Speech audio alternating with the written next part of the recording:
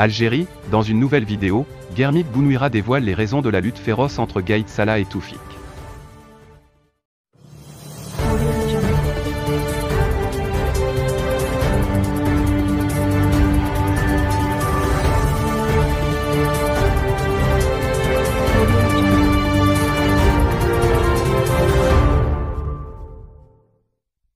اليوم نحن بصدد تسجيل الفيديو رقم 2 الخاص بالجنرال توفيق رئيس دائرة الاستعداد. Dans une nouvelle vidéo, Guermit Bounouira poursuit son déballage inédit sur l'armée algérienne. Il s'attarde sur la lutte féroce qui a opposé les généraux Gaïd Salah et Toufik et sur la corruption qui gangrène l'armée algérienne, comme en atteste la transaction de 30 avions de chasse russes, vieux de 3 décennies, achetés au prix du neuf. Le déballage inédit et féroce de l'ancien secrétaire particulier du défunt Gaïd Salah, détenteur des secrets de l'armée algérienne sur une longue période, 2004 à 2019, se poursuit. Ce témoin de premier ordre, considéré comme la boîte noire de l'ancien chef d'état-major et vice-ministre de la Défense, provoque un séisme non seulement dans l'armée, mais aussi dans la société algérienne. Visiblement bien parti pour constituer le feuilleton le plus suivi en Algérie en 2022, les enregistrements de Guermit Bounouira permettent de se rendre compte que l'armée algérienne est gangrenée de l'intérieur et que son pire ou meilleur ennemi, ce sont les généraux corrompus qui se livrent à une guerre sans merci et achètent du matériel avarié.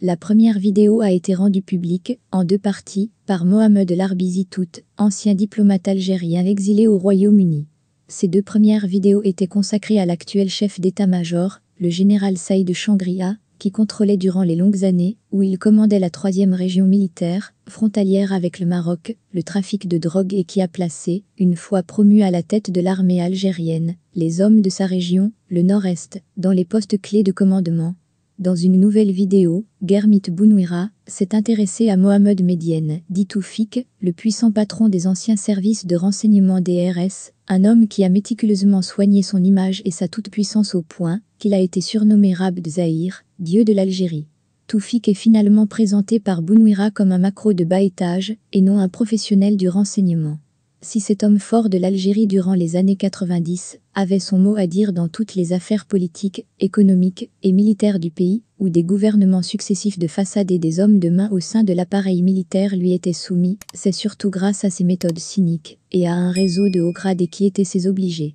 Abdelaziz Bouteflika ne s'y était pas trompé en affirmant à son entourage, dès la fin de son premier mandat, en 2004, et alors qu'il s'apprêtait à en briguer un second, qu'il ne peut pas partager son pouvoir avec le général Toufik. Ce dernier, à l'époque toujours patron inamovible du département du renseignement et de la sécurité, DRS, a même tenté de barrer la route à une réélection de Bouteflika, avec la complicité du général Mohamed Lamari, encore chef d'état-major de l'armée algérienne. Il lui reproche ses velléités d'affranchir le pouvoir civil de la mainmise du DRS et de l'armée. Immédiatement après sa réélection pour un second mandat, Abdelaziz Bouteflika décide alors d'éloigner le haut commandement de l'armée de l'emprise des services de sécurité et donc du patron du DRS. Le général Mohamed Lamari, un ancien de l'armée française comme Khaled Nezzar, qui n'a rejoint la LN qu'en 1961, est poussé à la démission avant d'être remplacé par le général Ahmed Gaïd Salah, que Toufik avait placé sur la liste des généraux promis à la retraite.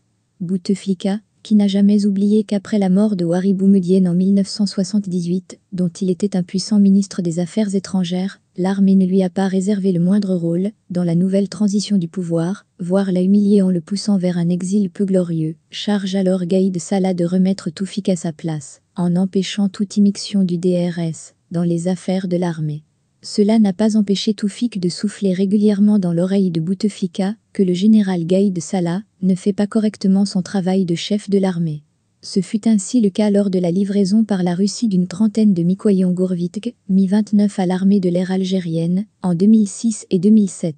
Toufik informa Bouteflika que Gaïd Salah a réceptionné des avions de combat vieux de 3 décennies et qui avaient été retapés à neuf après avoir servi en Afghanistan dans les années 70. En somme, 30 avions de chasse d'occasion ont été achetés au prix. Ce scandale en dit long sur le matériel déficient dont est équipée l'armée algérienne. D'ailleurs, il n'y a pas que le scandale des Mikoyan Gourvitch 29 d'occasion, même les sous-marins algériens acquis auprès de la Russie n'ont pas échappé au micmac des généraux véreux. Les prochaines vidéos de Bounouira vont probablement nous éclairer sur ce sujet. Guermit Bounouira explique que c'est le chef de l'armée de l'air à l'époque qui est écarté par Bouteflika, avant de se rendre lui-même à Moscou, le 19 février 2008, et signer en tant que chef suprême des armées, un nouvel accord de livraison de Mikoyan-Gourevitch 29 flambant neuf. Cet épisode a ouvert la voie à Gaïd Salah pour moderniser les équipements de l'armée algérienne, un projet longtemps bloqué par un Toufik détenteur des cordons de la finance, explique Bounouira, qui donne l'exemple d'un demi-millier environ de chars T-72, devenu un tas de ferrailles et de rouille, et finalement rénové par des sociétés russes, sud-africaines et ukrainiennes. Voyant ainsi l'armée échapper à son emprise, Toufik conseille à Bouteflika de faire attention à l'ambition démesurée de Gaïd Salah, qui chercherait à s'accaparer tous les pouvoirs, ajoute Bounouira. Pour le surveiller de près, il lui propose de le placer sous la coupe du général Abdelmalek Guennezia, ex-ministre délégué auprès du ministère de la Défense nationale, 2005 à 2019, et ex-proche de Toufik. C'est finalement de guerre lasse que Toufik se résout à réactiver son arme favorite, les attentats terroristes. Il donne ainsi une nouvelle vie aux actes terroristes à travers son bras droit et homme des sales besognes, le général Hassan, pour tenter de redorer le blason du DRS auprès de la présidence algérienne. Ce n'est donc pas un hasard si en 2007 plusieurs attentats terroristes visent le palais du gouvernement, le Conseil constitutionnel, des convois militaires et même le cortège du président Bouteflika, qui échappe de peu à la mort, le 6 septembre 2007, après avoir été ciblé par un attentat suicide.